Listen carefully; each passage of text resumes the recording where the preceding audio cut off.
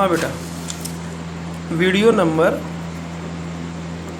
4 है ना, ध्यान रखना। क्वेश्चन कि सर अर्धपारगम झिल्ली किसे कहते हैं?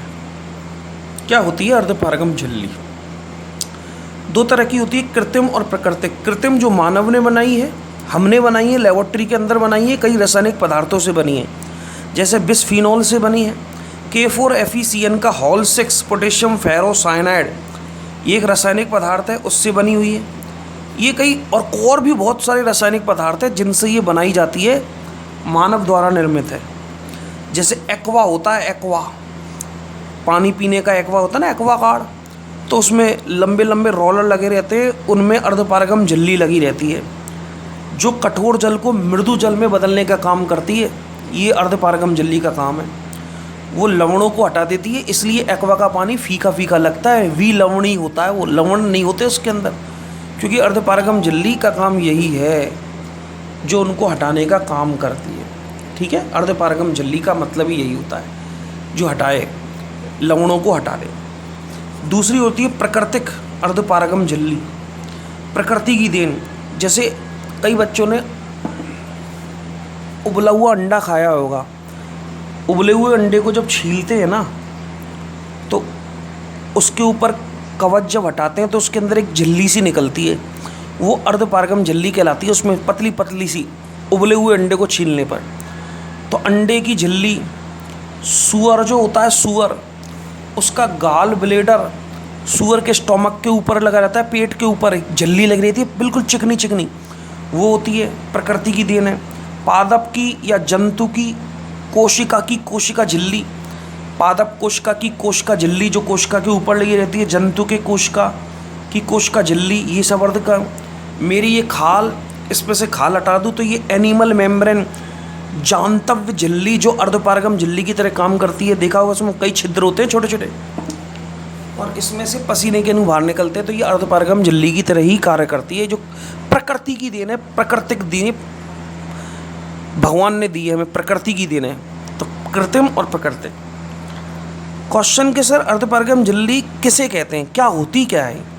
तो अर्धपारगम झिल्ली एक सतत सीट के समान, सतत परत के समान, लंबी परत के समान संरचना होती है, जिसमें कई छोटे छोटे सूक्ष्म छिद्र होते हैं, जिसमें से विलायक के अणु ही गमन कर पाते हैं, विलेय के नहीं, क्योंकि विलेय के अणुओं का आकार, विलेय के कणों का आकार बड़ा होता है, जो इसके सूक्ष्म छिद्रों से नहीं निकल पाते।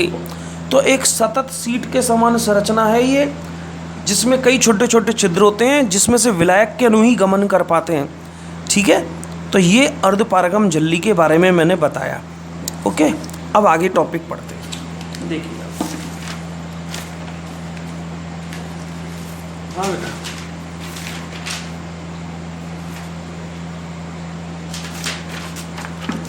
नेक्स्ट टॉपिक है अपन का परासरण दाब। इसको समझाते हैं परासरण दाब क्या होता है। यही परासरण दाब की जो घटना है ना, परासरण दाब, ये परासरण दाब एक अनुसंग गुणधर्म है। परासरण अनुसंग गुणधर्म नहीं है, विसरण अनुसंग गुणधर्म नहीं है। परासरण विसरण में अंतर आते हैं। विसरण में केवल विलायक के अणु ही गमन कर पाते हैं, सॉरी, विलेय और विलायक दोनों के अणु गमन कर पाते हैं विसरण में, और वो भी अपनी निम्न सांद्रता से उच्च सांद्रता की ओर। जबकि परासरण की घटना में केवल विलायक के अणु गमन करते हैं, वो भी अपनी निम्न सांद्रता वाले क्षेत्र से उच्च सांद्रता वाले क्षेत्र की ओर। विसरण में अर्धपारगम झिल्ली का उपयोग नहीं होता। परासरण बिना अर्धपारगम झिल्ली के सक्सेस नहीं है, उपयोगी नहीं होता। ठीक है, अब सुनिएगा। कभी हमने सोचा कि यार ये पानी था, इसमें किशमिश रखी, सुबह किशमिश फूल कर बड़ी हो गई, तो कभी दिमाग में ये आया होगा कि ये पानी इसने ले लिया, तो इसने पूरा पानी क्यों नहीं लिया? ये फूल कर ऐसी हो जानी चाहिए कुप्पा मोटी। एक किशमिश हमने इतनी सी रखी और ये पूरी इतनी बड़ी हो जाए, ऐसा क्यों नहीं हुआ? इसने पूरा पानी क्यों नहीं सोखा? कटोरी में तो पानी बहुत सारा था, बच गया। लेकिन ऐसा नहीं होता। किशमिश जितनी फूलनी होती है फूल जाती है। ऐसा क्यों होता है? क्योंकि परासरण की प्रक्रिया रुक जाती है। जब साम्य स्थापित हो जाता है, जब अंदर बाहर उपस्थित विलायक और अंदर उपस्थित द्रव दोनों की सांद्रता समान हो जाती है ना, तो ही परासरण की घटना रुक जाती है। ये पानी इसके अंदर प्रवेश करना बंद कर देता है, क्योंकि बाहर उपस्थित द्रव और अंदर उपस्थित द्रव का सांद्रताएं समान हो जाती हैं और इनके बीच साम्य स्थापित हो जाता है और परासरण की घटना रुक जाती है। तो परासरण की घटना तब तक चलती है जब तक दोनों विलयनों की सांद्रताएं समान न हो जाएं। तब तक दोनों विलयनों में साम्य स्थापित न हो जाए, दोनों विलयनों की सांद्रता जब समान हो जाती है तो परासरण की घटना स्वतः रुक जाती है। इसलिए किशमिश फूलकर बड़ी नहीं हुई, उसको जितना फूलना था फूल गई। समझ में आती है आपको? तो ये परासरण की घटना, परासरण की घटना के लिए जो उत्तरदायी कारक है वो परासरण दाब है। परासरण दाब को समझाता हूँ। ये एक बीकर है, जार है, ये जार, इसमें ये विलियन फर्स्ट है, इसमें ये विलियन सेकंड है। एक में विलियन फर्स्ट भर रखा है, एक में विलियन सेकंड भर रखा है। एक की सांद्रता कम है, एक की सांद्रता ज़्यादा है। ठीक है। कुछ देर बाद हमने देखा बीच में अर्धपारगम झिल्ली लगा रखी है, इसमें पिस्टन लगे हुए हैं, भारहीन घर्षणहीन, जिनका कोई भार नहीं, जिनका कोई घर्षण नहीं।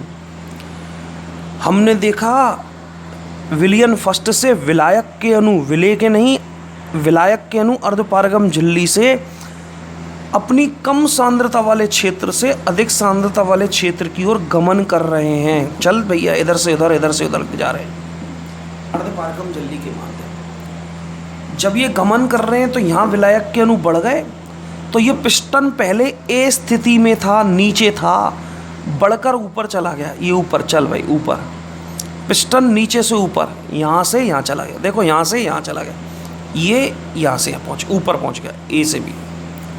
ये पिस्टन ए से बी नीचे आ गया, पहले यहाँ था, यहाँ से यहाँ आ गया, गिर कर नीचे आ गया, कमी आ गई। तो ये तो गिर गया और ये उठ गया पिस्टन।